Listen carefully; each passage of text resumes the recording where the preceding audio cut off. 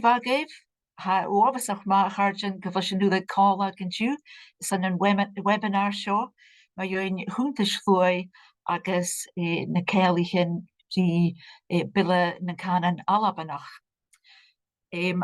A very warm welcome to everybody who's with us this morning on this webinar, and we all are looking forward very much to discussing the results, the Gaelic results from the census 2022 and their implications for the Gaelic Languages Bill legislation that's currently going through Parliament.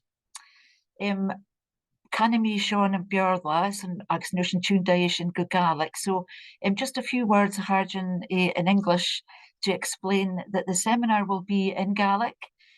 However, we have the service of Mark Ringe from Sabhal Mòr Ostaig, who is providing a simultaneous translation. So you may have seen this already, you've worked it out, but at the bottom of your Zoom screen, you'll see a button that says Interpretation. So if you click on that button and then choose English, you should hear Mark's lovely voice. So hope Harjan that you can, that's easily found. While you're doing that, could I also just say that you'll also see a button that says Q&A, questions and answers.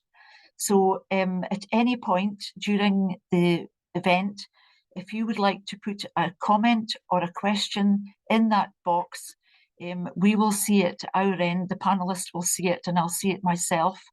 And our plan is that there will be 3 different talks, short talks, and then we'll come to the questions and answers in one piece at the end. And we're advising the speakers today that their pieces should take around 20 to 25 minutes. And that means that we should have plenty of time at the end for questions and comments. So Harjan, ha marach fisak in nulig, ha Nictorian Gaelic, a Chunntais-Shluaigh, fichet sa a-mach, dìreach big an vias an idash, ag gema fàbharach, dìreach nuair ha Riaghaltas na h-Alba, a beachdachadh I reachdas cudromach a luchd taic, Riaghaltas. Ha Nictorian von na Chunntais-Shluaigh, a sealltainn Cànan Albannach, chànan, Riaghaltas, agus an h-Eileanan in nuair. Ach, ha cudromach a sealltainn fás ingantach an a-mach an ila feig na dúcha. Tí ha Nictorian seo a ceallachadh, de flanighin an Riaghaltas, agus de villa na Cànan Albannach ha Gàidhlig an Parliament an-dràsta. Cálarein is an a bhí beachdachadh seo a trúd sár Gàidhlig. In toiseach as sin do luchd-labhairt bó Iain Mac an tallar, neachobrach a bhí gobar ag Sabhal Mòr Ostaig, agus a bhís a céad genú minscrúdig, is an a chéad uair genú minscrúdig na torian von na Chunntais-Shluaigh Riaghaltas. In nuair sin, cloinne sin bó Professor Wilson McLeod, Professor Emeritus ag Oilthigh Dhùn Èideann, agus bí Professor McLeod a céad Christian policy a buntain rí na haisina faichcin a t-seiminear as a Chunntais-Shluaigh. Agus in nuair sin, cloinne sin bó na Leas-Phrìomh Mhinistear agus rúnar a cabinet is an economy agus is an Gàidhlig. Fáilteoibh Uilthigh a Harjan ha go bhí brín matin in dú, agus an fút mi éri Iain Mac an tallar in grách seo a chur bhóg. Mór an taic Iain. Tápla Gillian. Agus fáilte gan a thuaidh duine mar a thuairt Gillian tháinig fás ingantach adamh luchd-labhairt na Gaeilge tír mór nó bachód go rá t-seiminear agus ceanna dís tír mór. Ach ha puair pointach mar seo a ha mi dul díachin agus ha min dóchas nach déit an technolas na mui seo thuairt Gillian gunne jóliche a hunnam chané a thuh an technolas.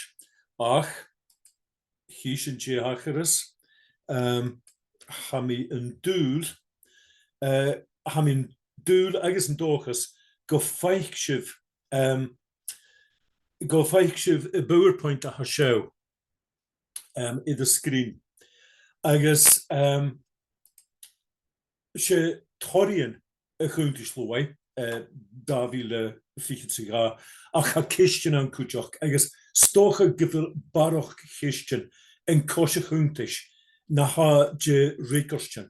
Ach cúiú as an taispeanach bhfuilm caint if na príomh igrin na príomh áireamh an náisiúnta.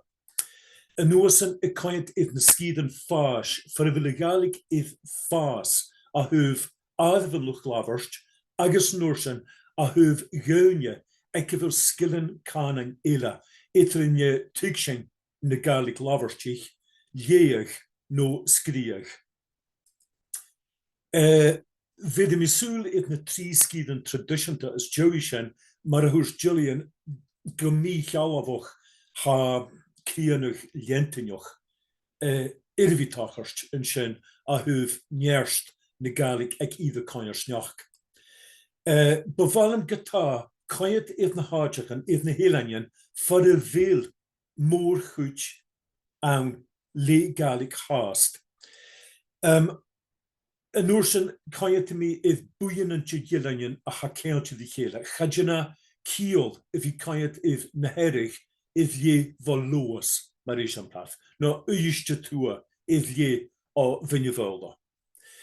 I caint if an naum a haróin agus na ha an dan I gan I Gàidhlig, bhfuilm caint if mar a ha I Gàidhlig ma chuinneamh na clanne as na h-Eileanan agus cúteach as na bailte móra. Ha bic an fuingin meorachaí ag dúdach gráich chanila itchedas an áhar gacam go bí úneacin ar sunna bhí fiús smúneachach man puingin a haseo I drásta ach stocha is joy live agus is joy ganna webinar a haseo sin go clích. Ach is a hiadáte na príomh igrin na príomh áireamh an náisiúnta ha mi genú cumis idir an dá Chunntais ma dhéadach 2013 agus 2024 van charó críanach chomór sin itir idir 2013 agus 2013 ach mar a hí sin no mar a chunnig sin dar a chanig na háireamh an amach ag toiseach gróich. Ha sin feicin go bhfuil mar siar go bhfuil 200,000 duine a bharach an an Alba a bhrúine Gàidhlig. Chanachgus áireamh mar sin bheitchinnáta. A chun cúgad bliana an a nuachcha díog seachgad sa hún chunnachas ardachach an an áireamh na Gàidhlig an tachgad is a Chunntais a bheith ann runne sin ach chanachgus seo chomór sin. I caint if na skillan eile ha sin feicin sin go bhfuil dúplachach de Gàidhlig na duine ag go bhfuil na skillan eile tuig sin na Gàidhlig léach agus scríoch agus ulig go léamh hí sin ardachach an sin an an áireamh na duine ag go bhfuil skillan san bí idir na céir skillan Cànan. I caint if na cíatatan Oké, och een dicht bliana wel. En een vriendjeug va kommas lauwerst de Gàidhlig ag dunne as gach kiet an an Alba. Puink a hun as a kiet. As sin idir soas bekan, mar a hí sin seo. Ach gedíist mar a chunnig sin in a skillanile ha dúplachach if tacharst. An een kietet na dunne an an Alba ag bhfuil skillan ile as a Gàidhlig. Agus an seo hí sin go bhfuil jólas chodigin idir Gàidhlig ag dunne as gach daichid, as gach cerat an an Alba. Nus, chanach dunne an tachgad í imetoch Cànan ile, wel chavúr sin, ach sé ardachach a seo nach achgas bhuicheann ata, ma chunnig díobh. Bhfuilm a go ruí agus caint if na scídan fás for a bhfuil fás if tacharst a thuh láhairt na Gàidhlig a misc muindir an áte. Hí sibh 3 dahan idir bhach. na scídan goroma an sin, na scídan líatha agus na scídan geala. Right? A thuh labhairt na Gaeilge tháinig fás iad adamh labhairt na Gaeilge as a thuaille scíad a chomhairle ach na Héileann siar i Gaeltach agus ar a Gael agus bóid mar a thuair Gillian range. Right? As na scídan líatha chunig sin fás, right? Cha an adamh suas. Ach saun as na scídan goroma can operéan, right? Siroch operéan, na críochan, den fris agus galgéir, agus an knacht de scídan cóirle sin an a tiis méan na h-Alba. Curson, right? Se sin rud mar a thuairt na chéine ha chéistin, ha barach chéistin in cos a chúntais seo stócha na hadje rícorstin. Right? Ha mi dollarúi agus san caiet if na skillen ile tuig sin léach agus scríoch. Wel chunnegus fás ans a thuaille scíad a cóirle. Right? Chanil áte simpi, chanil scíad simpi an Alapa far an deach adamh lucht na Gaeilge sias a thuh nan skillen Cànan ile. Right? Ach, agus I díist, chunig sin fás mór, chanig dúplachuch an an ciatad agus an an adamh nan duine an Alapa ag go bhéal na skillen Cànan seo, idir an da chúntas ma dhéadach, ach is na scídan goroma iad a bháp. Chunig sin fás as ciún ive in áis náisianta. I díist has nu caiet iad siroch operéan ach cuideach balle na caitheh operéan. Right? Ha adamh ard as na Héileann siar. Right? Chai na cumasan Cànan ile suas 3.1 as a hiad an sin. Ach sé sin ach go bhfuil cuidan chomór de bhuintear na Héileann a thuicas I Gaeilge gúna bhí cumasach éhan Cànan I bhruain. Agus sinna ha fágal an adamh sin cho ard. Mar a chai cumas labhairt na Gaeilge sias chai cumas tuig sin suas. Ha mi cruit sin stócha an a teoirlichan far nach bruin cuid dina duine an Cànan wel tikiat na parentan no na seanfarentan no gebe có ha as an dachi. Het dollarurt bruin sonne vi bruin if na tí skiden traditionta mar se sinnne fachkel cast. Seo an suúideach as na Héileann siar, Riaghaltas agus an Riaghaltas agus bóid. Ha fissam go bhfuil tóir agahn agus ciatatan an hin, fatacús sonna bhí meorach gara an a dainach an a suúideach mar seo. Ach just an a naicheach hanna hadahn jaraka is sealltainn íslachach no dul sias as na hadahn.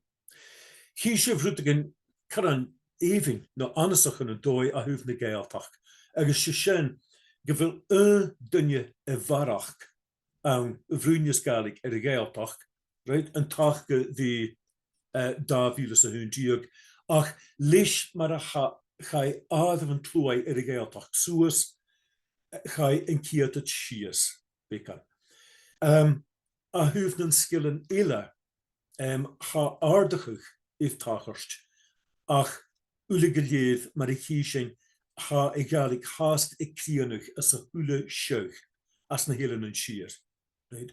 Han na skillen ile ik kom al taic de chànan Gaeltach agus an Gael agus bóid, ach farvel an Cànan far an rú an Cànan gar riú láideh sin far an feic sin an lácachuch. Right? Ha galig lábharsteach inist na min Cànan as a thuaille scíad a chomhairle an an Alapa. Se rút údaithe seo, chabé sin an suúideach a chun 10 bliana. Right? Getá chan je droch scial y mwys y-mach a sio, itchid. Oedd mar a hwrst Gillian agus mar a chunig sif as na sleidichen ila. Hánig fás Riaghallig Tír Mór. Well, no, if t-seiminear agus Tír Mór. Ach cúideach as na h-Eileanan.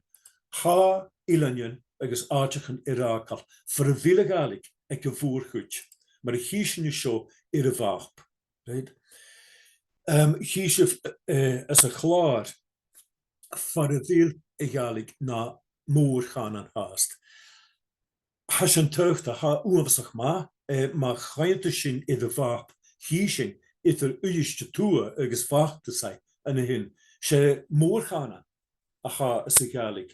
Agus thuas a sin an a scalpai big leis sin ana hin ha a Gàidhlig háast na mór Cànan. Ach ma chainte sin na chádavan a bhrúineas a Gàidhlig. Hísin cho big sa hanna hádavan. Right? Hísin cúideach cho ísio sa hanna ciatadan. Right? An-dràsta chun fichid bliona mar éis an plaf.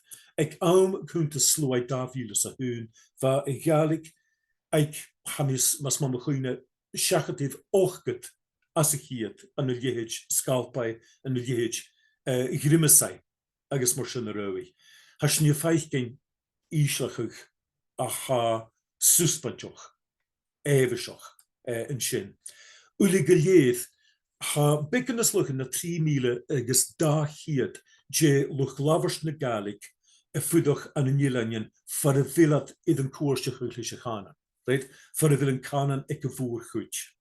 Ha sin a ciolachug go bhfuil jedoch becan is carstial je bhuinjid je luchd-labhairt na Gàidhlig as na h-Eileanan siar.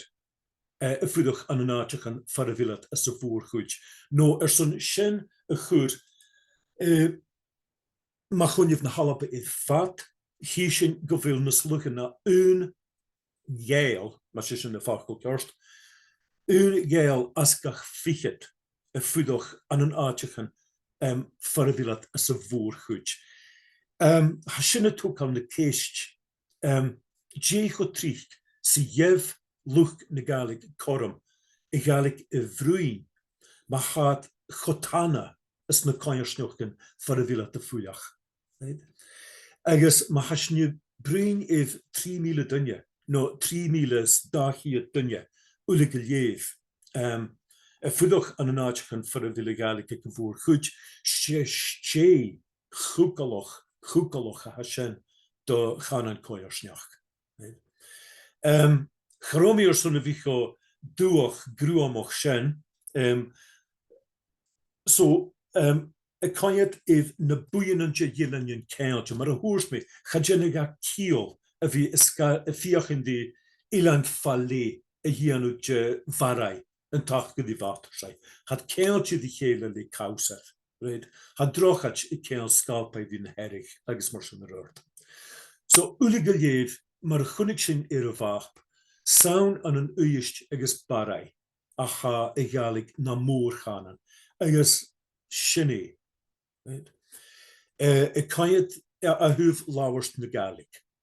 A caiad I bhleoas agus na herich well cha a Gàidhlig I bhfuil na mín Cànan an sin agus as na h-Eileanan siar ula gilléad son na chiad uad an an dheachtri vo náam a galaf na lochlanich ha a Gàidhlig na mín Cànan.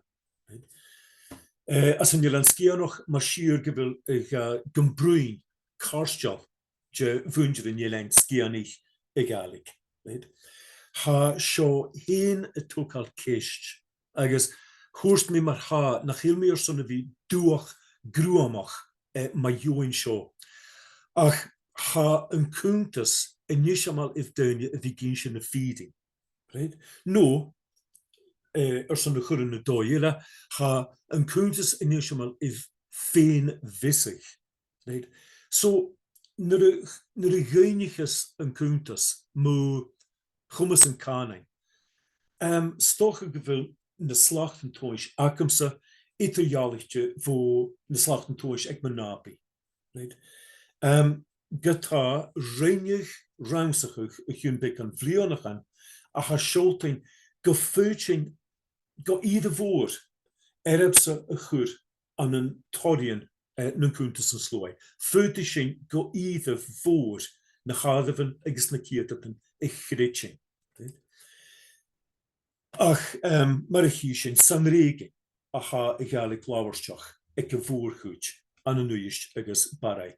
Chanile sacin dé an suúideachadh a bheith san an ceann 10 bliana ile nuair nar hiic in á Chunntas. Gotá a caiint iad ná ha roin agus a caiint iad na ha an dáin gan Gàidhlig. Bhí sin súil iad clán as na h-Eileanan siar agus as an Iain Scianach. Agus atáiseach leis nuain bhéca ús 3 agus 4. Ula go léir ha dé sin 4 hiad go lé dunne clanne as na h-Eileanan siar fó ús na scoile. Bríní an 3 cúid ju sin I Gàidhlig. Agus ha skillin Gàidhlig ag córagus léú. Nes ha mi cínteach ag ganúise ha sin nar a chanas dunne skillin Gàidhlig chanile a cíolach léag agus scríag. So se tuig sin na Gàidhlig a sang. So I mean se scial car brónach a hang ach chanile I muosamach chud trúig sa rúta a bhí. Réir a Chunntais bríní a bhór chuid ag ganúise seo Gàidhlig if t-seiminear lois itar níos agus scílúg, ans na heireach agus a níos te tua. A caiint a bhíine an Scianach far a bhfuil dé ciad go lé genuine óga an hen ha na cíadatan chavór a nurút dis na h-Eileanan siar. Cha sin a cuilúnig ar an filmi mi rá, chanúsam inne over gáirteachis a ha sin as inne an Scianach na over bráin as na h-Eileanan siar. Ach sin na figurin agus hat na nniunig stocha. Ma chainte sin if clan scolig, in nuain itar 5 agus 4 diag, for agus as na h-Eileanan siar ha cór agus dáhíle go léú sin an, agus brúini, chavór nach brúin an darna léú I Gàidhlig, cead sa hoch as a chiad. Agus ha skillan ula go léh, ha skillan Gàidhlig ag sin léchad na cúgad sa nuach as a chiad. Cór ma agus an darna lé.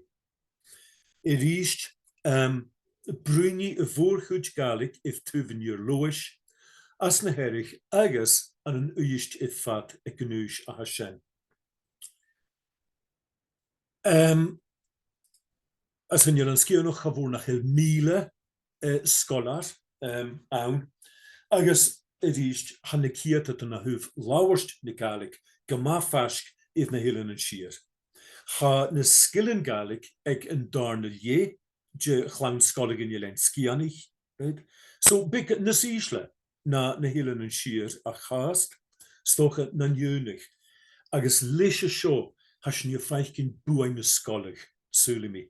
Ha Sabhal Mòr ma chainte sin if an dá ús a ha sin, agus a thuh brín, ha Sabhal Mòr itar na cíotachtain na hísin I misc na clonne bíce, agus na cíotachtain car ard I misc clan scolig.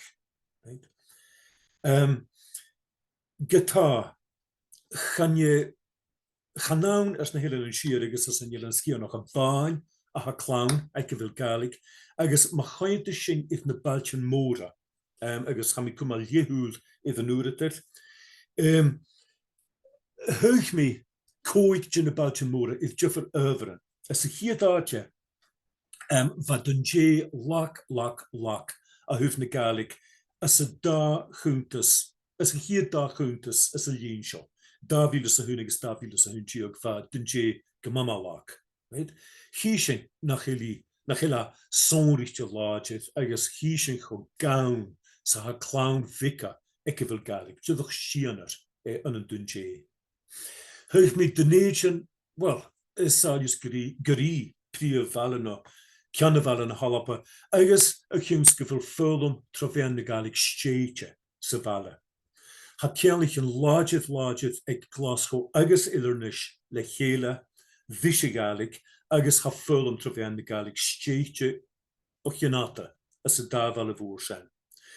Thuig mé oparéan is sáiliú a náis a chunig sin ag am a chúntais má dhéadh dábhílas a hún díog an an oparéan an dáchuid as an tíireach agus as a chaibh. Ha na hádamhan dú doracha a misc figurin, a misc ádamhan agus cíatad an na clanne is sealltainn cíatad nas láideada na a mór luach. So, can an-dràsta na Glasgow in na hinach, hí sin go bhfuil a Gàidhlig nas láideada a misc na clanne bíce na haid a misc go bhór luach. Nes Chavór an Jeffar, like Njoni Punk ga as a hiad. Ach, as Joishens na Joi, she has nu feiking go bhfuil ád na clanne, no kiad na clanne, nas mua, nas áirte. Ach saun na híig sin go clan scolig I hí sin na Jeffar an móra. An Join itar cóig agus céhir díog. Agus an dundé hí sin idíist go bhfuil a Gàidhlig Gemanas láideada I misc clan scolig na haid I misc go bhór luai. Ach ha cist just I nóchgach as a spócht in a hin. Charóach sianar clanne I misc na fiúin vica an dundé ag go Gàidhlig sianar. Ach hí sin ciad go lé scolar.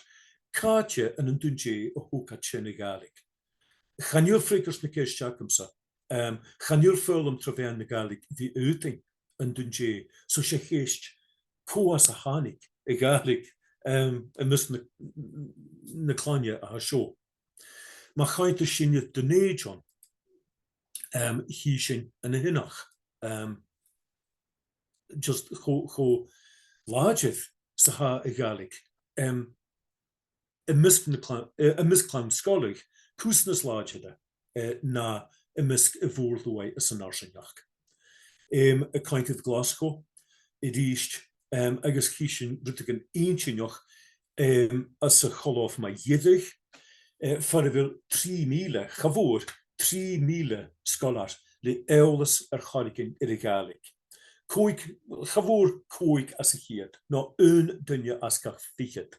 So is sinna cíolachach go bhfuil scolar as gach fichad an Glasgow le eolas chárigin a Gàidhlig agus a sin na dúnach gotá má chainte sin idir níis ha na hádamhan agus na cíadatan fiúsnas nas brosnachalla. Ha eolas Gàidhlig ag scolar as gach dúsan an idir níis agus go dearmh a hína chafik sin. Agus má dhéadh an an óperéan hí sin iríist go bhfuil skillan Cànan as a Gàidhlig nis láideada agus nas páilte a misc clan scolig na hád a misc go bhór luai. Jodach is smúneachach go náisianta idir seo má ha skillan Gàidhlig chárigin ag 2 cóig as a chiad de bhuindir na h-Alba as an arsinneoch a misc clan scolig hat nas áirte ag 2.9 as a chiad. So fáisce 3 as a chiad. Ha mi máchar gur ísio sin, an tach go dí imitach min Cànan ile. Ach chanionan a Gàidhlig agus imitach min Cànan ile is sáiliú a hechtri agus mar a ha an Cànan irvi I cíanach chofáta agus leis gach ágar a Thàinig as a rátar a Cànan.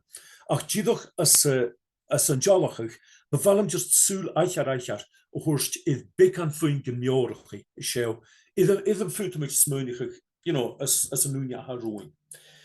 Dé gheobhlich an líatachach mór éhaiseach a ha seo, iad ábhan lucht na Gàidhlig idir an dá Chunntais. Ha ingantach. Agus ha kistin gotá nas slochan nas suspantíche agus nas éigeníche, nas cudromiche, cemar a bhrosnicher líon ra an Gàidhlig as na scídan farbal fás a tachart. Can an-dràsta an an-Oparéan as na críochan dún fris agus gáilgéal. Cimar a chumar an líadachadh a dul. A thuh nun cairsneochgan tradiisianta, nun cairsneochgan Gàidhlig, an gabh an gléal, agus an gabh an dían, agus an gabh an Leas-Phrìomh as na Eileanan, as an am harúin. Agus chamicréidsin do Imitach dunne se sin knat na cúiseach. Cemar a chumis sin a Gàidhlig a dul mar Cànan cairsneoch. Masúrin itir. Chunnig sin buin na scoilg iad figran na clanne an dáchuid as na Eileanan agus tir mór as na Baltian móra. I chistecha an gabh fólam troféan na Gàidhlig líadachadh agus Leas-Phrìomh. Ha mi smúniachadh má cha na cairsneoch an tradiisianta ag cíanach féimi sin luchd-labhairt úr a chrúachadh agus cáte bhfuil an súil an nôldam. Bhfuil féim, well, há féim, right? Bhfuil féim I líonraid, colachtaí mintra dheith na Cimrí, gach cúid as na Eileanan agus ma dhéas agus ma néir. Na mintra dheith hat sin car colachtaís na himmerstin Cànan a haig cuman na Gàidhlig ach fata nas líonmhara had iad a múneachadh cús nas féhalaí agus hat a gopur an nimmatach rún ag iad a cairsneach. Bhfuil immerstin éile a dul as a Chimrí nó an inéiring idem futamid caiad mar éisiamtar. Maar vidig éisiamtar an gúin if immerstin a gútach tachart an dáchuid ag iad náisianta agus ag iad inatas. Agus sinné so tápalih son a bhí géisteach agus mar a thuair Gillian sanas joy laimhigh a bhís na céiste na tachart agus masúrin go bí mi clétháiligte céiste na réigart tápalih. Iain chóir 100,000 taing is an taispannig cho-ingineach lán fisrachaí tógaltóir chéistin agus bheith fíormha má ha dúnéile dhéanún beach gon faic sin ar beachgan an a Q&A agus ar céistin cúideach san put mí ar brosnacha go bhí tóiseacha gur scríoch a sin na san cluinean ruamh. Leis sin mór an taing géad dócha go bhaú teochuisce iris agus má go riamh. Nise harjan glúise sin ar airst agus ha sin na nise do le chluinean bh Professor Wilson McLeod a ha dul a bhí brín ar pigan céistin policy a ha buntin rí bille gamlis gal rí se Chunntais-Shluaigh. So Wilson chóir an betú chomá taing bhór. Capelette Gillian, agus Matty bha hula dunne, ha mi fear holly to be called a Jew, a frín me Chunntais-Shluaigh agus go háí Bilan an Cànan Albannach a ha go cudromach de Leas-Phrìomh na Gàidhlig an sa blianachan a het hoiseach. Agus ha mi áchas go bí a seminar show féimeáil sa tórspecan sealltainn ar gná. Cudi mi hasman I give dói, mi áchas.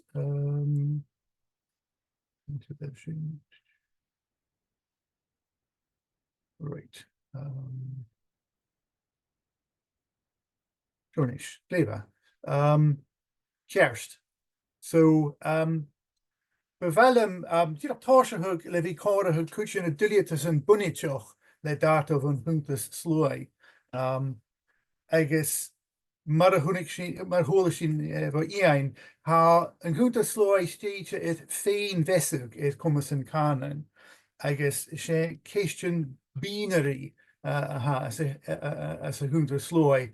Sé sin céistin mar an nuair Gàidhlig a léimhigh, a brín, a léimhigh, a spíoch, agus mar sin ar orst. Agus féimar díreach is urín nó chan urín a rá. Is hanne dói ann a bhí cáirithe íran cumis, agus sin fíor cudromach. Agus hanne céistin ann a thuh cho-tríoch sa ha dúine a cleachgug na Gàidhlig. So as an fissahug na share agus nas cítiche ein vi gachin rirásahug nas duine agus nas minitiche a dhéanú. Haar rásig mar sin gahorstead orst an a dúchan in eile mar a chummerí dúchan na Bascoch Catalúnias mar sin in orst. Agus cúteoch vi ga ma féime na big question na bevinnitiche as an Chunntais-Shluaigh an an Alba.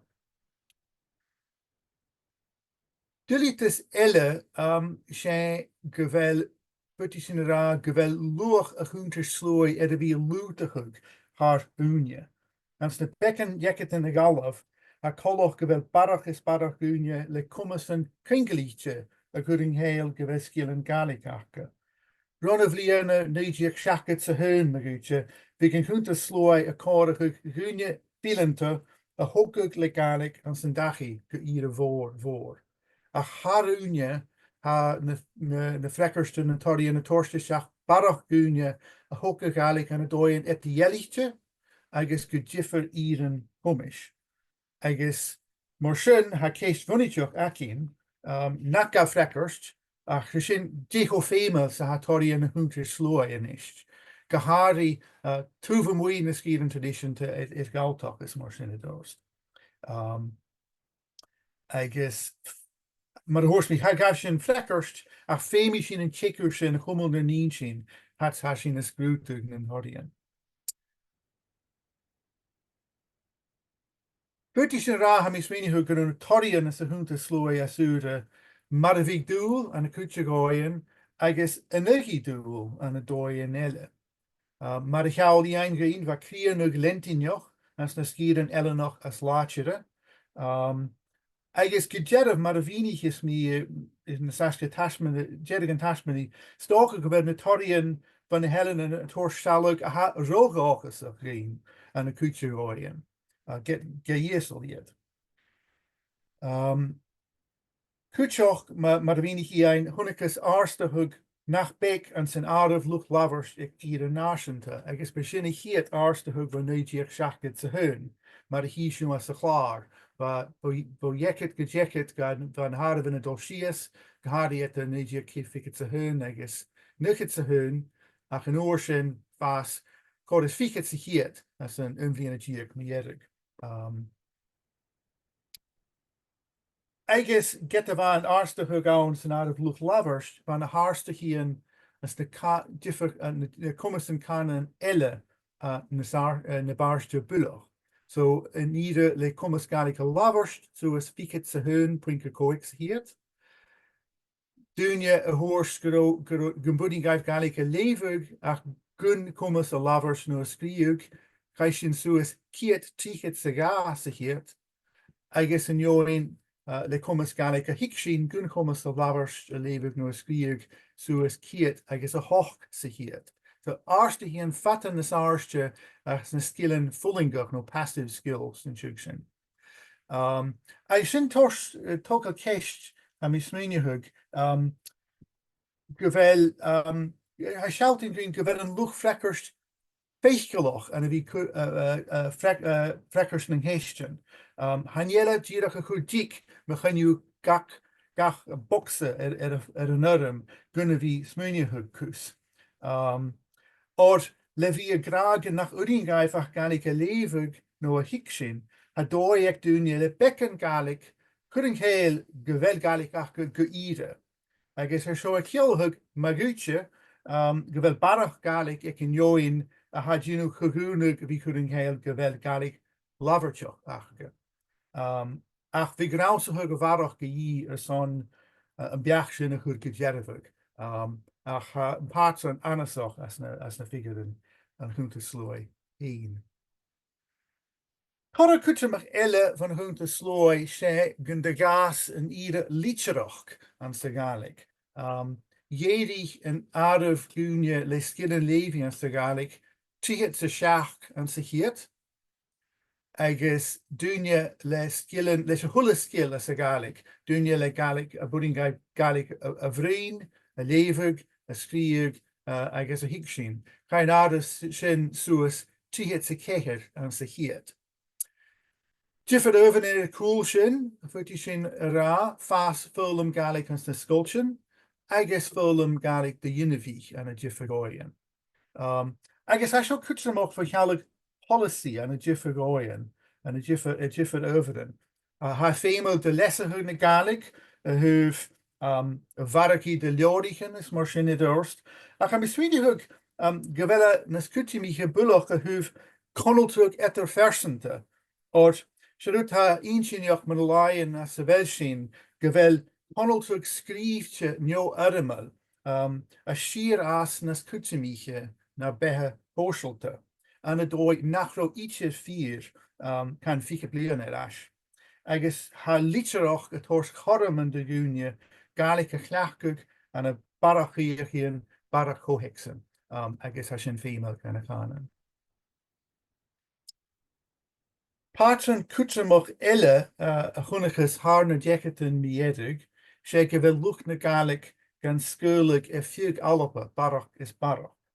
Han a kieten de luchd-labhairt na Gaelic ha fudach as na skieren traditionte, I guess I'm a kill who sin Cànan Albannach sheer, skier Cànan Albannach sheer, Cànan Geltoch, Gael is bought, and tacker is a chor de Alba. I guess he sin gyfer barach unia fudach and a counted 2 years counted Jess na Halapa. So he shuf and a new trifiket sa hun, gyda trifiket sa neu sa hiet, de luchd-labhairt na Gaelic a fudach as na skieren traditionte. I guess dìreach trihet sa hun as na skieren is galtoch and a counted Jess 2 years. Ach an a fiket sa ga, ha na harden het gloosig gemoord voor dìreach trihet sa hoch, as na skieren traditionte, I guess, trifiket sa ga as na skieren elle. So, aarhug gema mór har na blianichen. I guess he shif patron cyniolig show, a sealltainn green kaartjevel luchd-labhairt na Gaelic a fudach. Maar hangt vette morgen ik borst na Gaelic, a reine mappa show green. I guess ha mappa show female ha torst da shorst a fissigi green. Ha sealltainn green delugs en luchd-labhairt, reisn in dahan jarach, pink no bratan, I guess purpi, I guess buie, sin ik sealltainn an iris a hiet, doen je brin Gaelic, so as ge choris daic sa hiet, as na helen an ear.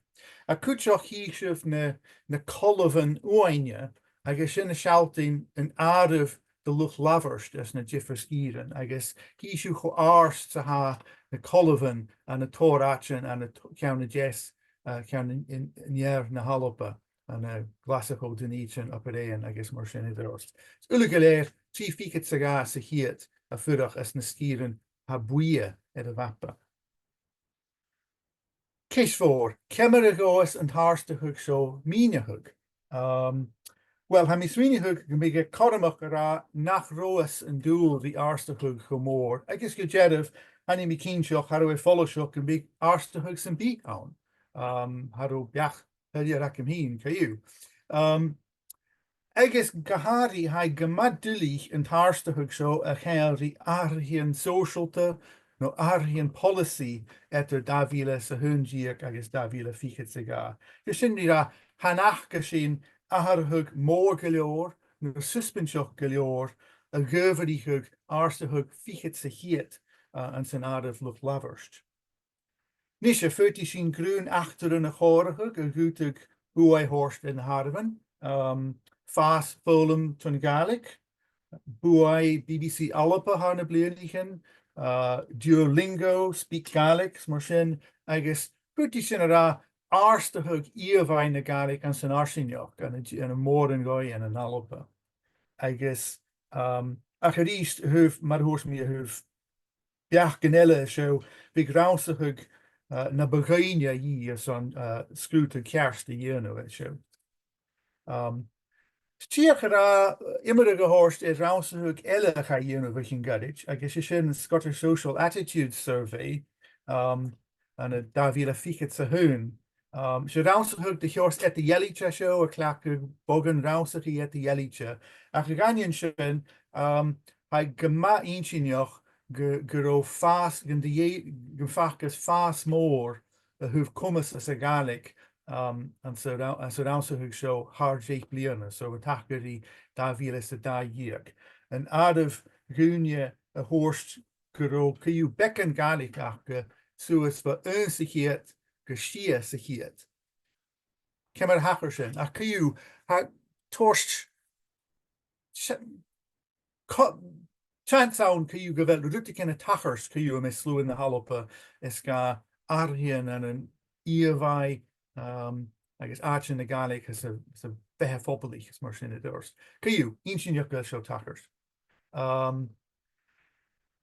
Goed anas of elle and snatorian she and patron kinyoloch in the harstigian as more catch of el in the harstigian as more in faking I guess he seen ground and a skieren gun vunstructor Gaelic mag in big skieren fanech el Gaelic Riein as na sculption eater for the glevek the Vuinian Gaelic on glevek the Hackertus in Gaelic Kemmer hasho Hackerst so he seen the skieren as Louis fash be it Shirach Operain and it ball operain and Shirach Mahimicho Arvin the luchd-labhairt suas kiet daic kiet kelgiek sihiet and a balugun J kiet hunjiek sihiet I guess as an English freak fiket se Jake sihiet shouldn't hacker the arste hug fiket se hun sihiet and an Ollamh fat I guess gira and a glassico and we got gira lechet se ga sihiet she arste hug more I shouldn't ach had tor more of varach gedol and a glassico who've Fulham who've Buinian Gaelic Takertus and Gaelic bear foppelach and a Gaelic and an a glassico and hacker the Dunjano Shirach Operain ach art fast Germanus more as Nastir and Ella Hashin Dully a Hikshin Ha Anison Ella Rifeikin Huvnen Torian Mahomesan Gaelic Kloinje or Machetishin it Vasas na Harvan ha kuch vo yanas Immolen a chin vo clown et us chi I guess koi giek so for een ben tarstuk Immelen da vile giek tikiet fiket se shia ach misk clown chi fiket se koi tiga koi giek rush vinigush ben tarstuk koik mile I guess keho giek so shinny kill who could dai hit se hiet in as Immelen a chin vo clown et chi I guess koi giek I guess I could in a Tory and Mahomesan Klonya Dully a Hikshin and a Jeffrey Goyan. Maybe be more gene na parenton a ha leonug na formichen a got a chlain hanya clown hain so a vel a food scene lawn Arabs a hood and a Kagunian and parenton Dully Hira ach reached ha ire and ash Archer and Ash Dullich a Henry Solar Fulham Gaelic. So Mar Exemplar, Jedig and Adif and luchd-labhairt at the T.S. Coichiep in the Gush and the Shirach Operain, da hiet Shacket a coix a hiet. Jedig for hiet fiket a keher, keher three fiket a coig.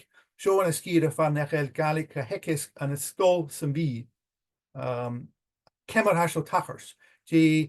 Han je koers nog rugesig Gaelic gieren en bies is gieren en je volle man kemmer a hackerig show. I guess ulike leer he seen gero voor de stach mile clown at the ts koi giek a tikshin Gaelic gun hummus en elle so nach pudding Gaelic a strieg levig lovers arste hug fastget keer kiet se hiet Keerkiet se hiet. Kemmer de Hagerusen. Clown of een Fulham Gaelic, be cudromach Gaelic lovers. I guess Guardian is skieren et Gaeltach van Nachel Gaelic as a Coersnach Geiris and me. Kemmer a dolle hackers. Ries han je fisakin kun barak roundsagi ach na figure in heen gema an so. So, Jenny even a Helen and Zaya, I guess a cash down making big na Hanneson has in fake in is Galtoch, the hardy who've come us on the Clonia, A bheith an unrút a dul go ire as na Eileanan cúteach. A bheith na toraidhean van Eileanan a ggólasteach Messi an rógáchasach cumas an chluine, agus cúteach a bheith ceistin rin tócail mún as an a luchd-labhairt le cumas an clingalíte. A bheith dúine mar sin mar farstin a Hardhavan views as na Eileanan, agus a Kurdish na Hardhavan a hasin feichking. So mar exemplar as an Eileanan scianach a cumas labhairt a Chunntais-Shluaigh ag taic sa sia puinge gas a hiad. Ach ma chéta sin as dúine nas ochtíach agus na sinna na sin a dìreach ficit sa gá puinge hoch go brín Gàidhlig. Ír a fata nas áirste. Cemar a hacharú sin. Agus cúteach as an Eileanan dúine le cumas tic sin na bhain suas ficit sa sia go David sa hundiach, agus dúine le cumas lévi gun cumas labhairt na sríoch suas taic sa gas a hiad. So go ire leis na figurin sin a mi sríniú go futin ra go bhfuil na patran ha búlag scíran Riaghaltas, go ire a magúte ha nachgug as na Eileanan cúteach. Agus mud a bé na dúine úrama go big nó figurin checavach go big na Hardhavan na bísla fiús na haiad. A go ríist bhíg ramsathe go bhfarach í.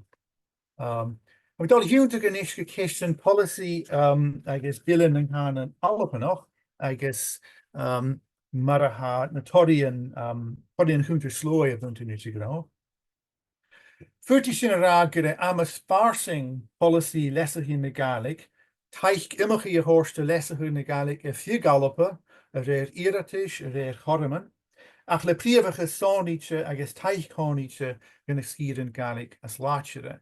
Agus mar sin go amas bilan an Cànan Albannach a bhí a cruachug nó a nearstachug lestan san útaras an popoloch, agus a chur system taiche úr bhain as na scíran as tresa nó as gníomhíche a thuúr na Gàidhlig. Agus ha sin gohardí fír a thuh rút cudromach as a bhile system úr de scíran Cànan sáníte. Agus a réir a bhile bí choramig dá orsa scíre a bhí an ghárachug mar scíre Gàidhlig tháiníte. An thoiseach scíran as a bheith ciú ficit sa hiad go bheith scílan Gàidhlig ciú ficit sa hiad hin tlúg. Neo scíran eile as a bheith ceall eachtriil gan na Gàidhlig, nó far a bheith fullam Gàidhlig a hafan, nó far a bheith gníomharach bhríomhar co-chomhairleachaidh is a Gàidhlig a dul. So mi dul chud a chuite me a hiad seoir sa chuirsnach gan siú scíran far a bheith scílan Gàidhlig ciú ficit sa hiad. Nis sa scrúteach a rinneag a bhile sa Parliament go dtí seo ha mór an ceistin éirí mór an gúine tócha ceistin nó drug na gúteach an inmh seo ceolthug go practicach. Dé na buanach gan a hiice go bhí córathug scíra Gàidhlig tháiníte, agus ha min dúg an déite na heileathug hat an bile a dó son Parliament. Ach féimi sin ceistin a hócail mi na híre nó na starsní ficit sa hiad a seo. A chórathug ficit sa hiad mar íre chritachach mar gin big. Ha ficit sa hiad go ma iasol an tachar is na híre na chaia bhólag an a co-theacs policy eile.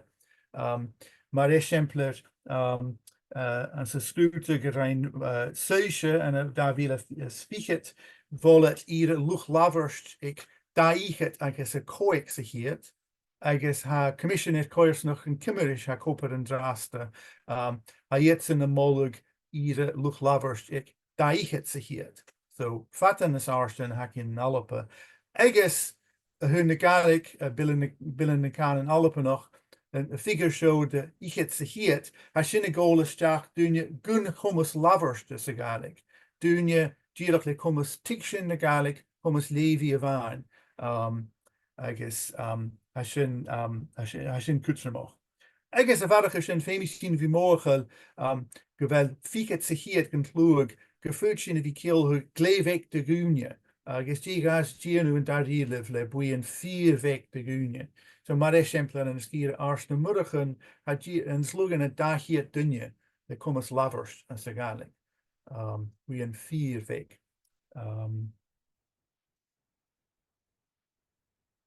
Ach fiús le ire fichad a ha gama iasol, hí sin go gléveic de lucht na Gàidhlig a fudach an scíren mar sin, ha ddíreach co-theacs sa hiad genioin le scílen Gàidhlig a fudach as a scíren sin, agus Iú sin ha fasca trí carsúil as na h-Eileanan, so han mór an áin mar sin tú fa mui na h-Eileanan. Agus ma chleachcha sin figur daichad sa hiad ddíreach na slúgan a un-díach sa hiad a fudach an na scíren mar sin. So na scíren a hárig sin fichad sa hiad siad na h-Eileanan, siad an scianoch na h-Eileanan tarsin, siadug Leas-Mhór agus Íle, agus ddíreach da scíre is t-seiminear siad ars na murachan agus loch Cànan. So han is sin brí mé mór an áitichen. Cuinnig go bhfuil a réis bilin an Cànan Albannach a cudromach áitichen eile córathach slatan tois eile a bhí mar scíren Cànan Sónich an dó eile ach a thuh an join le ire fichad sa hiad han mór an nniu ann. So question mór a thuh a bheith seo dolig óparathach agus Jacob Famous a bhí sem. Ciú, a tín gonna cogúnian an mócha ed an nuair. A mi sin go scutte mich ma gúte, get a dhéimar a bhí afarasach mi ein choirí na Chunntais-Shluaigh ag íre náisianta, féimi go bhfuil an overmisneach, or haid a dul in a tiicse go bhfuil policy lesaí na Gàidhlig a fáiliathug a mui a-mach teacharach a chuine sin I Cànan. Féimi sin brosnathug a hórst as na figurin sin a ganiu an Jacob.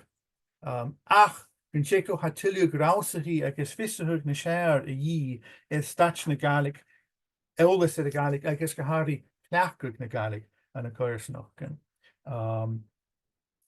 Agus thuh policy a stutar an taice is immerstan et a dhéilite a dhí an a ddifar teorsach an coirsnach. A féimid chudromachug agus bethó bilin an Cànan Albannach a bhí cópad a dúsaí a chinú seo. Se cudromach a hán policy in nas láitire agus nas éifigíthe a chud a sás agus a riatanach gan déit an chudrom a ggóla. Tapalih. Céad míle teing Wilson is an sár haispannig ile, as sin ar míle gadú le dú haispaníon bogu imidach céist agus imidach beach ingineach cuideach a mi cíndeach a dul a bhrosnach an jispet anna céiste agus beachdachadh.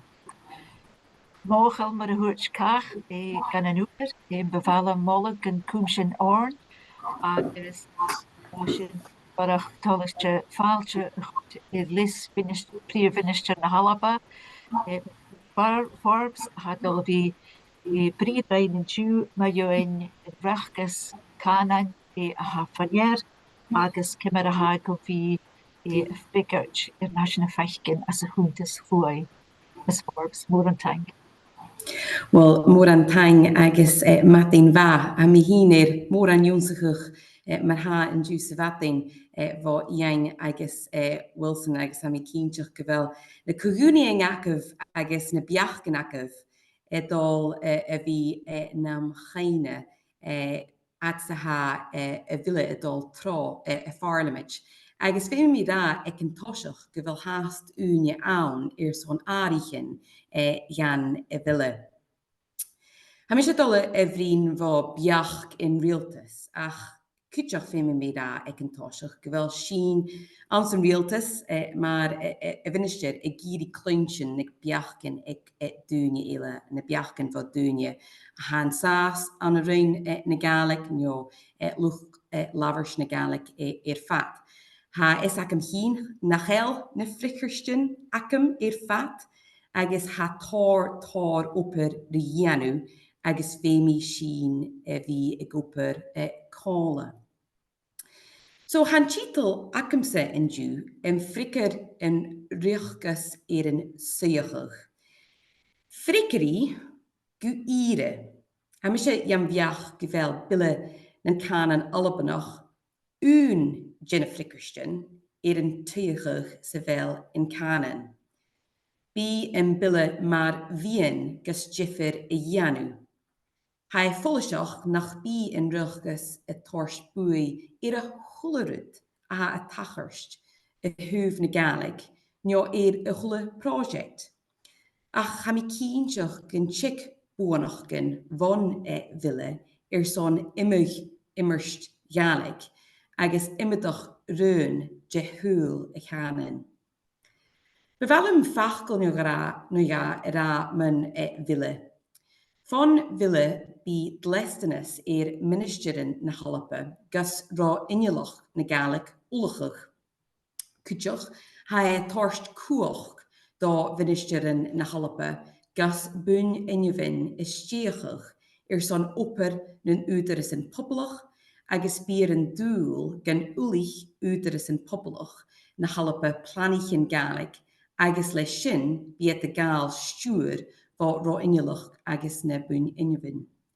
Ní bors na Gàidhlig áris dá ministerin planich Cànan, Fólsichi bors na Gàidhlig ascan gus bí cuach achcha gus áris a dhéanú de Pharlamid na h-Alba.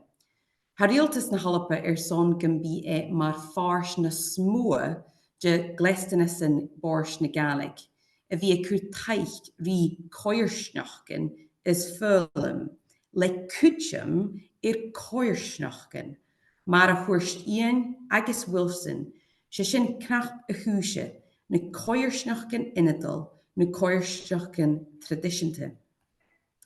Le skírin Cànan sáireachte tu vestay röntgen en úteris an inadal, bí corman na siar an son lesachian Gàidhlig, curin sás an leib lesachian is immerstan coirsnach inadal ile.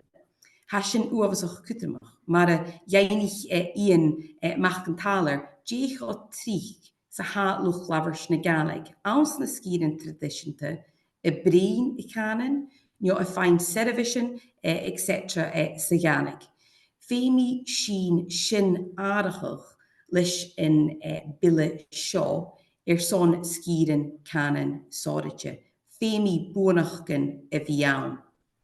Bí bún inevin ann a bhíos a búntin rí skírin Cànan sáireachte agus ha sin cúteach a gúpar grún áirichin gus an bille seo in nearstachach.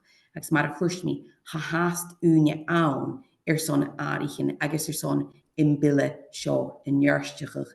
Agus ma ha beachgan a tín von cynnyf seo ha mi cínseach go bhfuil háas cormán sin a chud Janna ville.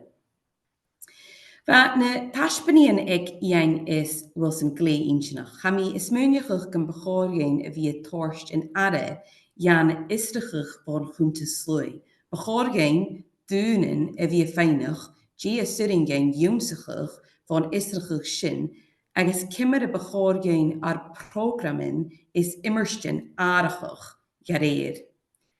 Chordig príomh choiríonn a Chunntais-Shluaigh von bliana, dábhíle sa fichid sa gá, a cúr nuair chaine a ríis, agus thunig sin na harbhann seo an taispeanach ag Iain. Thug sin ula fáinnear mar a bheith ardachach ann. An dábhíle sa hún, hána críanach a Gàidhlig, bhá 65,000, 978, gu 208,000, 650 An dábhíle sa hún díag, bha críanach éile ann, bhá 208,000, 650, gu 206,000, 375. An dábhíle sa fichid sa gá, bha ardachach ann, bha 206,000, 375, gu 650,000, 600. Sinneach glé bha a ha sin, agus thunig mi an úndine céistin bha céistán chur son nach ráisina Gianú mór a thuúh na harbhann sin, a thuúh in ardachach a thunig sin. An na dábhíle sa hún bha nochgad sa gabhí míle, 300 is nochgad sa siad duine ann le jifir scílan Gàidhlig. An dábhíle sa hún díag va 8,700 is ciad dúine ann le ddifir scílan Gàidhlig. An an 2015 chain araf sin suas go ciad is 30,000 ciad is 60 sa hún. Seán a Harvan is tríche in nochgach sna cín neach. Agus bevallam bicin ra Majane vo beach in Riaghaltas. Ha sin a cur fáilte an ardachach. Ach féimi sin dúine a bhí feicilach le léit a ghistrachach. Channe Arvan in tóis a hacking son survachas. Curamid fáilte scrúdach nas minideach ora mar a bha Wilson agus Iain Èideann.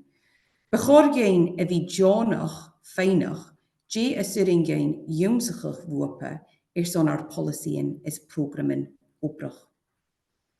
Ha min dúl can be a bhór cúteaching a gúntachach a húf na ha cúl in ardachach seo. Ha min dúl go bhfuil fólam tra bhíonna Gàidhlig agus parentin fólam tra bhíonna Gàidhlig, a mesk an uverin son in ardachi. Ha min dúl cúteach go be Duolingo agus speak Gaelic cúrish in ardachach, the h-Alba agus na helainn Gaelic buai a horst, cúsin agus iavai is shesiv na Gaelic san arsineach. Cúteach ha tar yifir dúine le is compars sa Cànan. Mar éisiamplar clingir va am gu an me cheolichin farnach deach a Gaelic a horst na Guinealach. Gutrich an an suiachach mar sin bí mian ag dúine in Cànan Jónsachach, jólas a cúr na h-Eileanan agus an cúd chonne a cúr go fólam tra bhíon na Gàidhlig, súl in de cúr sin is an ardachach. Cúteach, jefu dúine a háisich Gàidhlig Jónsachach is déjaibh jólas a cúr enjamin áte sa Cànan. Údige a bhí go bhfuil léit a gúine agus bíanaan bice de gúine ile, cúteach cúl in ardachach náisianta seo. Gin tícah chaneal fis jeirifte a cín háas, gach ní a bhíos a taring gúine chúna Cànan, agus nach más sin gymfachgus in ardachach seo. Ha min dúil gan untachí a chluduine a cín greneach va a hams na Harvan seo, ach channe dìreach Arvan a ha a cúntach ha be riamh. Ha cudromach gnuring do gúine airtas I dhéanú in leib choramin Jónsachí agus gan bí taic is lentalach an gaibh. Ha seo fír som fólam tra bhíonna Gàidhlig, fólam luch Jónsachí na Gàidhlig, agus Jónsachach Gàidhlig do innevích is fólam Gàidhlig scoile. Ha immer sin an gus taic a chur rí sin. Ha taic an do luch tícisk, vo Sabhal Mòr Ostaig, Starlan, fólam Gàidhlig is dúine eile.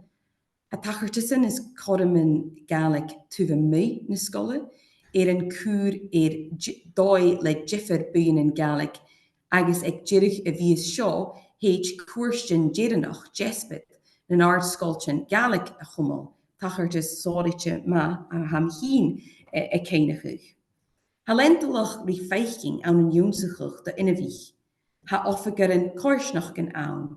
Ha na bunachin is rá innealachgan seo an, ach féimi sin in lesachach seo agus in nearstachach gus taic a chumal rí clachgach is Jónsachach na Gàidhlig.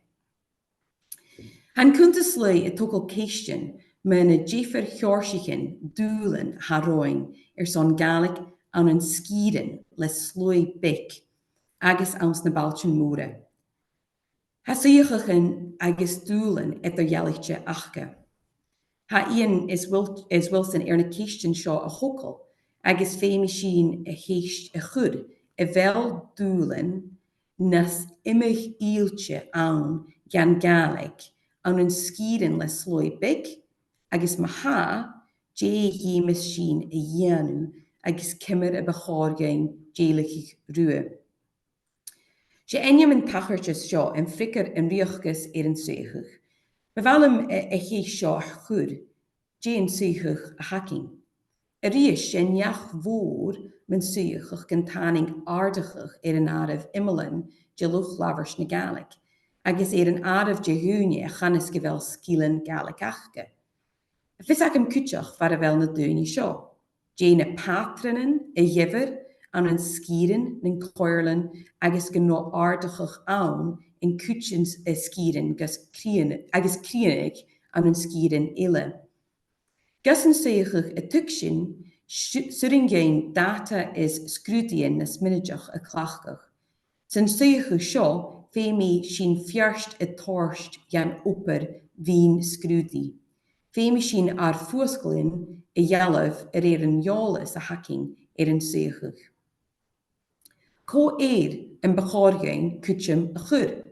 Dé as cútamí, mar éisimplar, féimi sin taic a thorst de luchd-labhairt.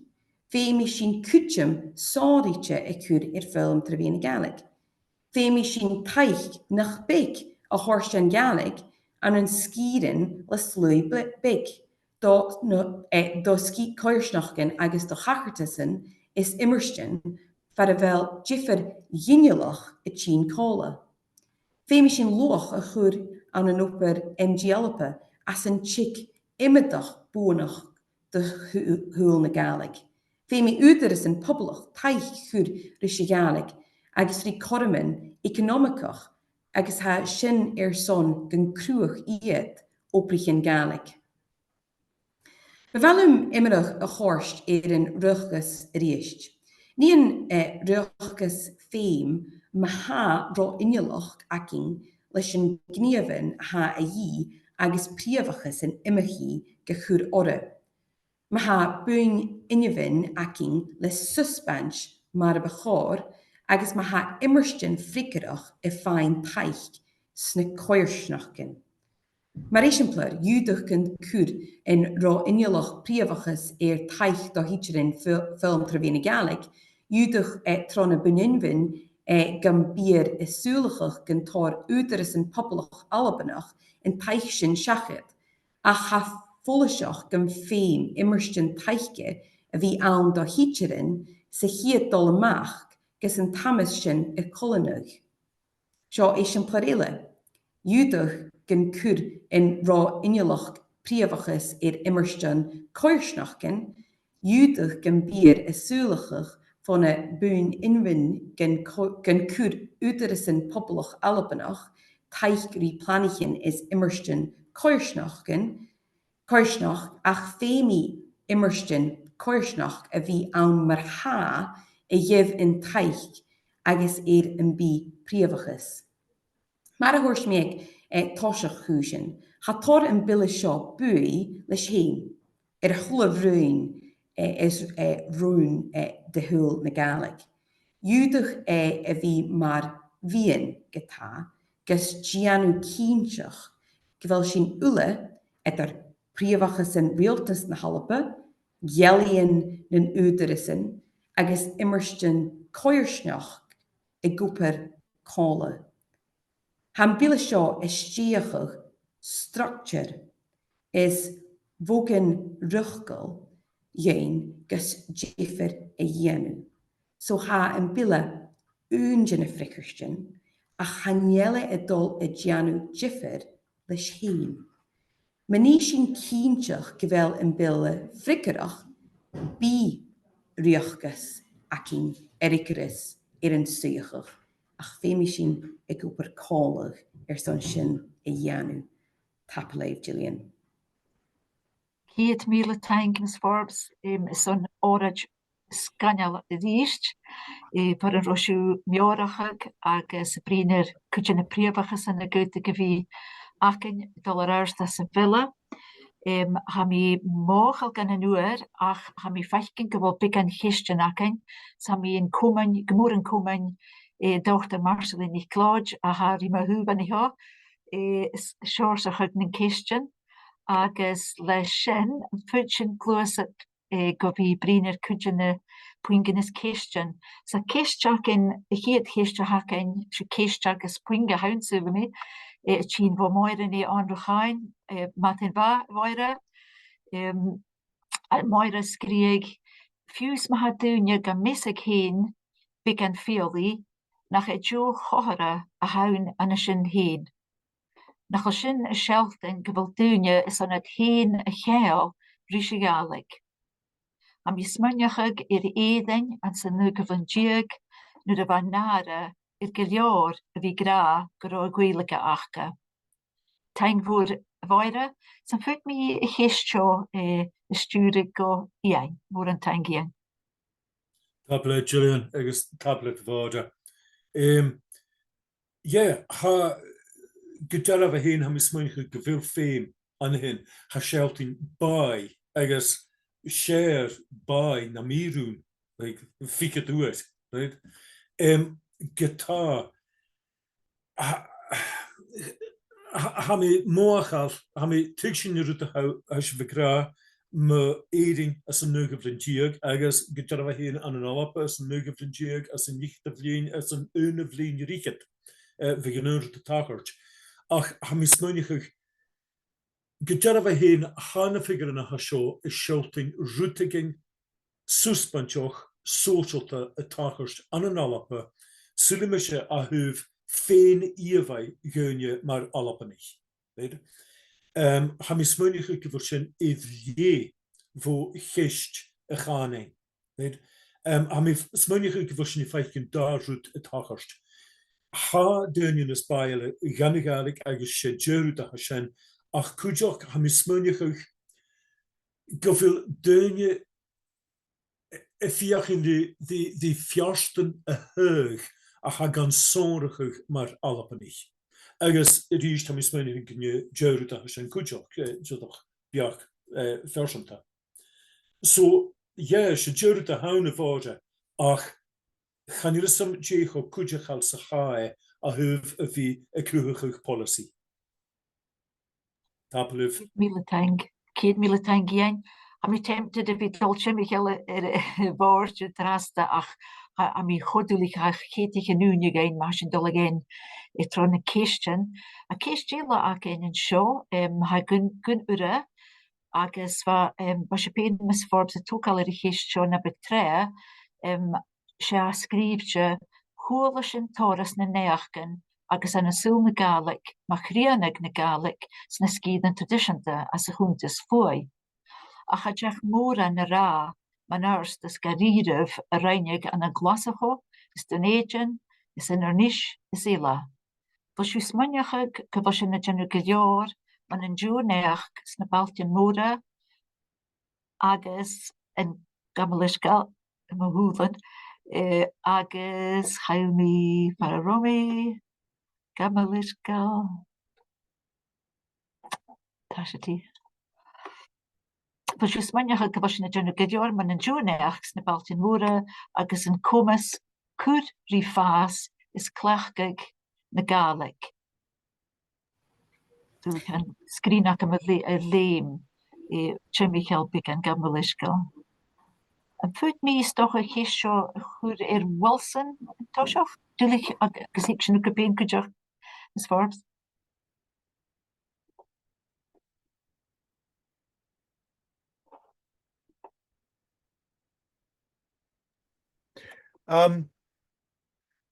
Ha mi sy'n gael cudromach fa mi brin mynd ysgir yn Gaelig sónite agus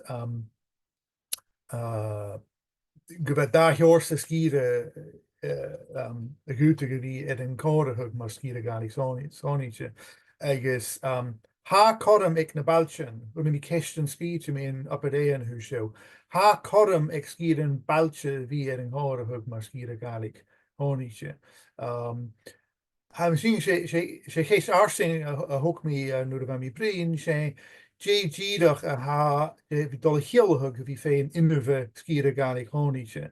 Sa keistjaun gahari ha kutje wien in poppeloch immerkinjoch gewelle dolle dìreach a cruachug barach lestenissen ach nach bi taic na runjachug aan de wien in poppeloch is mar sin net urst.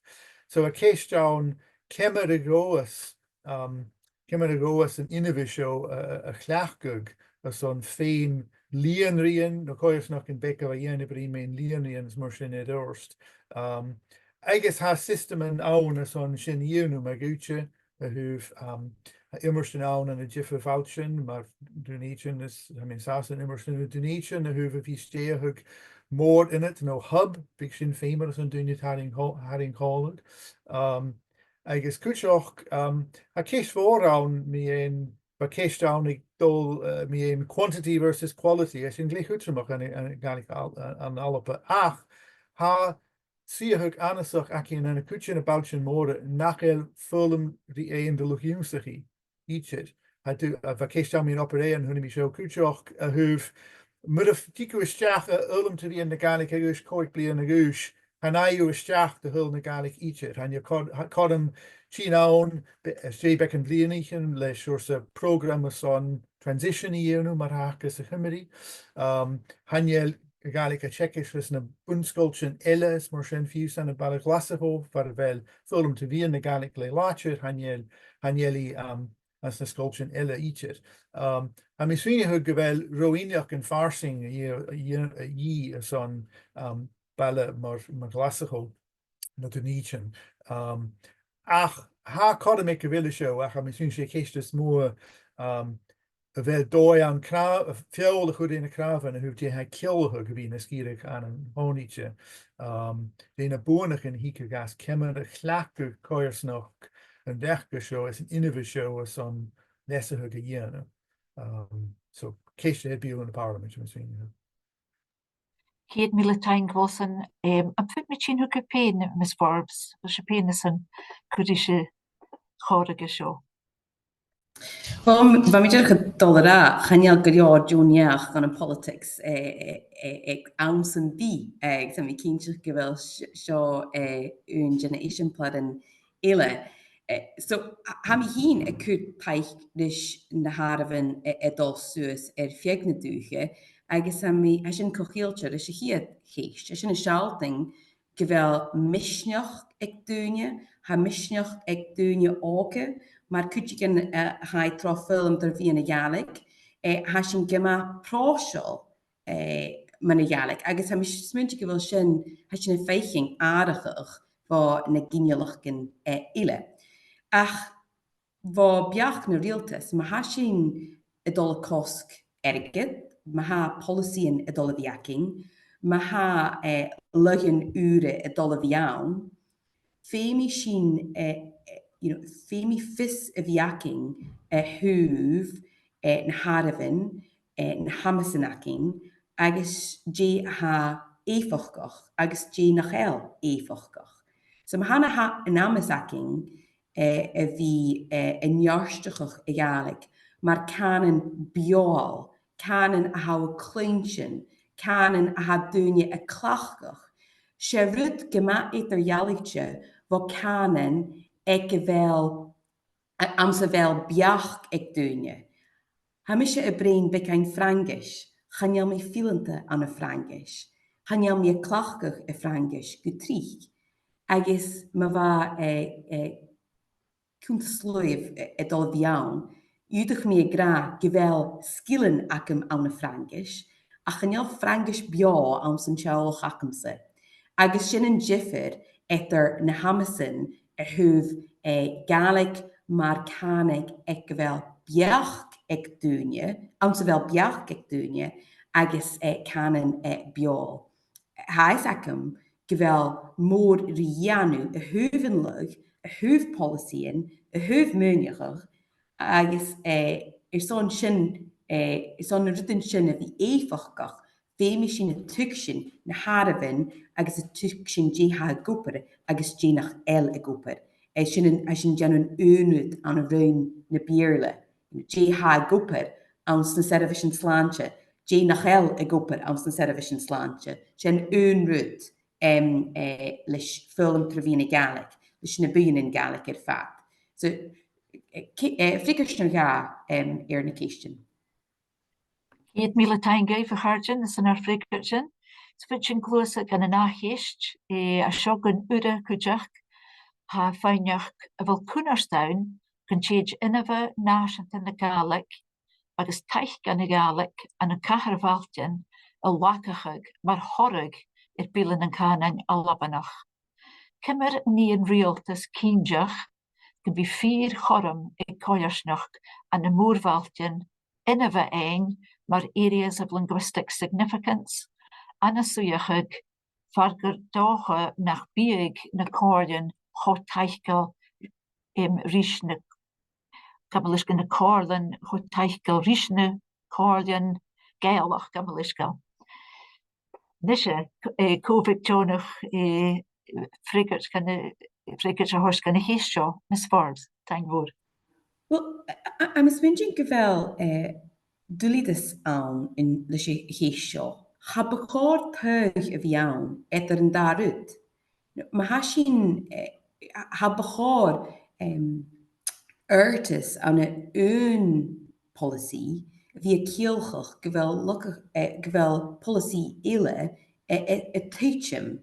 Agus hanel sin e goper maar hanel sin e goper an rein na virle. Num how could taic ri luch jongsichi, maar how could taic ri na balchen. Hij sakem has zo et China rasgu rydyn maar meunigach. Ach sin maar sin farvel scrúdach úfasach cudromach am sa fàbharach agus cúteach cynne vin mar seo. Han céistin tar bharach meunigach in áitse meunigach héin dal goún páist in áitse páist ile. So habachar ach a mis spending féimi sin a Gianno barach a húf na servition a húf na skíren traditionte. Rydile a mis spending gyfal seo a dola fi haniel seo a dola goper haniel na skíren sóriche skíren Cànan sóriche a dola goper ma ha gírach top down. Féimi vi a táiseach ag ire in grassroots. Féimi vi a táiseach ag ire na coirsneach gan héin. So féimi mise a vi a clinsin na beachgan, na hamasan, agus na céistin van na dúine ha a goper agus a furach ans na coirsneach gan héin. Agus getriche haniel iad sin in saas anna roin Gaelic, an sul na Gaelic, haniel de goper ams na servition Gaelic, ha gírach meincher na háte, a ha gíri a furach agus a goper ams an Cànan achge héin. So, féimi sin a gen cínseach gyfel na structuren a goper an a dói a ha éfachgach a ríis in fachel sin, lis na dúine, lis meincher na háte, in áitse vi táiseach an a fàbharach agus a tacharst rí dúine. So haniel teug an, ha bachar teug a vi an, agus ha tolumse a vi clinsin man an teug sin getricht ans na neachken. Ha min cani a clinsin gyfel teug an etter in darút. Agus haniel teug an, féimi in ceicht Gemúnichi a bhí torna smóa in náte a gra gyfel na písin na slugge. Ceit míle a reach móchal gan a nuair an fud mé un chéist ile a chud a fanal ma ha úneacu. Sin me cedh céist an na heo, tín bhórdal mach néir, bhór an tain goáil, ha áur scríag scíneach nach a chéist. Cymerigas fálam trefíon na Gaelic a bheachdachadh ach a leasachadh. Ma ha na míltin de gúine clonne a dultra fálam trefíon na Gaelic sa bhliailne nach bachar barach misneach go bhíacain an san comas agus a mian labhairt nuairs gom fallabhat on a scáil. So Wilson, an fud me chin hooked hen, please, as on the case show. Thank. Well, I'm assuming good a show in a question as Bunnichiche, I guess as Kutsiniche who lesser hun the Gaelic. I guess good jet of lesser hook of your who've been handling as an Arsenioch. Gewel full man a sculpture own heen nach opliche and be nearstach Cànan, tost Cànan ash. Agus, sé rutas cudromach go bhí codam ag clán an Cànan, a chleachgad, an a co-theacs túfam mui na scoilg. Et grún overen, son bara chodamanach a Gaelic a chleachgad, an sin Jiffa Hjorsachen kainch usahug, kainch no adamul, a clacker and Jiffa Cohexen, a Gahari a Gaelic a clacker and an Cohexen sporsel, Tlachfer, Inchinjoch, Shach Adinjoch adamul classroom. I guess so I could trim a hoof. Maraha clown of clacker gegaan en heen, tukshin gaan en heen, de skill en kanen achaka. Ach had slutas kutimiche, she sound me in fein anja, kemmer had gan tukshin heen, huur gaan en I guess source mian a groeig unte, gewed kale hokalettet, I guess in hanen. Schacht hier a rutigen machus per skolig. A son shinny year nu ha fàbharach taic yi tuva muin skolig, a hoof immersten koersnoch, clubbichen okri, takkertussen okri, komende Gaelic as die jifferut in a fignaduch etter straterken, I guess, immersten immetal le offerken an a groenskier in alle pegahari as na hennen en nier. Ha spoors Gaelic ons marsin in orst, aha, femet moren a varach immersten marshow. Son a Gaelic a junu bew de chloin tuva muin skolig. Sin doet as kutjemiche, maar hoors me say keist Cànan goeise actually keist inshin, keist mian, keist fein anja kutjok. Maar sin doet anabar kutjemach big taic, I guess, gehari taic ergech a year son sin mian. Kiet mi Latein gwalsen, am I chodulige garden gewillen nunje rujarn agus gomfeemshin seminar show horts go kaun. Morgel gewil kistjen haast as a chat agus bishin vierchen die friggertjen horts kan de kistjen shin a story in seminar show in Jew. Am voet me nes kutter mich in a datsen bi a mis manjach sé vi torch ar mi Latein gan een truur saarjolichen agus nach mi war kerste vi torch saarjolichen ora de saarjolichen in Jew hugein tashbenien ag biachken smuentjen mollien agus kujach vi kud ri njarstachig bilen en Cànan en Albannach tafel of ulig hargen bjarstjen shin gumod maar a huch mis Forbes a korum ak in ulig haast vi kud rische villa vi mollig lesachien near a villa tro vi brin ri ar buil parliament as na skiden akin ha big an kavakaun shin a jan of a son iriga yin vil tikshin could be korum out the east son iri 3 agus gekinjach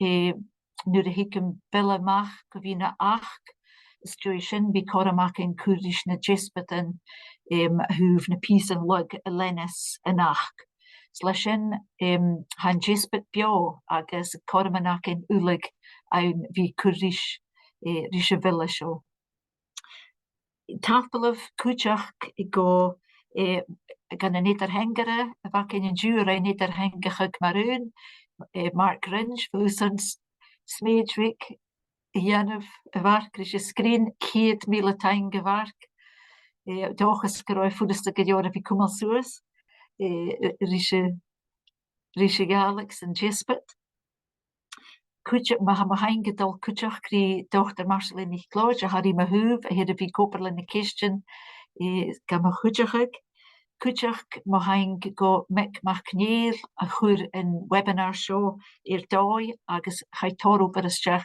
coolgroigen agus tank mek son de wahanas kanjach moer hunamiger agus a sin gemasaljar nach mi chofile an a vi leifsche kistjen en a crew mar show Kujach bevalm tank a hortgus skipperénach ik zal moer skippe varkejach agus a skipper technolas fistrach a ulig a vi an sas an a vi torch seminar show bio who gov en Jew ha big question as a chat to fáinneach an bí clárag an yin na seminar, hásin clárag Iain yin teminar, agus a sin an dóchas gannúrigin sin a chur suas dúleach an lín Sabhal Mòr Ostaig, cúideach a cúide fáinneach an big cumasach léibhreach an yin na taispeáin, agus ní sin dearmh agus sin is dúi aláinú, agus ma sin riang bhí an na touch míon sin is dúi leif cúideach an seolaí an pústreling acu acing is an túlig fisrachaí ma dhéon seminar in dú. So ma dhéireadh hail taing mhór gan na thula duine a bheith cáilín in dú, bheith cór is dá hiad duine géisteach is a cur question, is a cur arst puingen óbasach ma gur siú cáilín, bhí sin beon dóchas go bhí choramhairleach in Riaghaltas a bhí tin cálaigh sa bhí cur arst question is mollion in ní féim gan na Gàidhlig. Tápal a bhuaigh agus lámágaibh